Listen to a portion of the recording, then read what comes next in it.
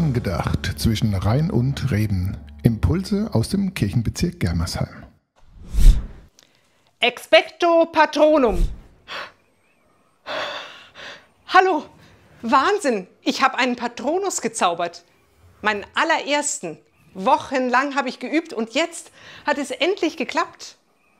So ein Patronus ist ein sehr mächtiger Schutzzauber. Er beschützt meine Seele und schirmt mich vor Bösem ab. Bei jeder Person nimmt er eine ganz eigene Tiergestalt an.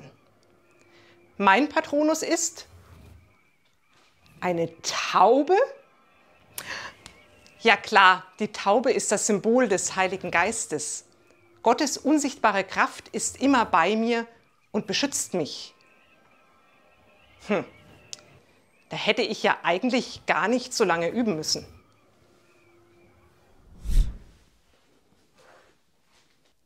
Das geht ja auch ganz anders, ohne Zauberstab.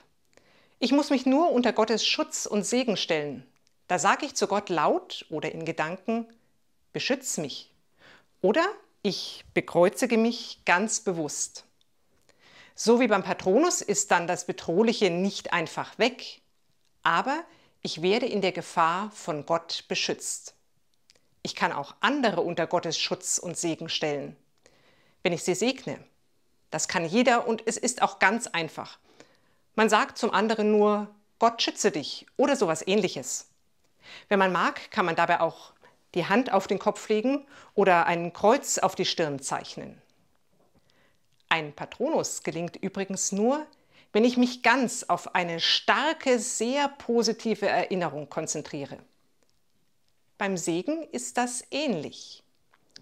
Wenn ich mich oder andere unter Gottes Schutz und Segen stelle, dann schaue ich nicht auf das Bedrohliche, sondern konzentriere mich auf Gott und vertraue darauf, dass er hilft. Es ist schon erstaunlich, was man dann oft erleben kann. Probieren Sie es doch mal aus. Expecto Patronum. Angedacht zwischen Rhein und Reben. Impulse aus dem Kirchenbezirk Germersheim.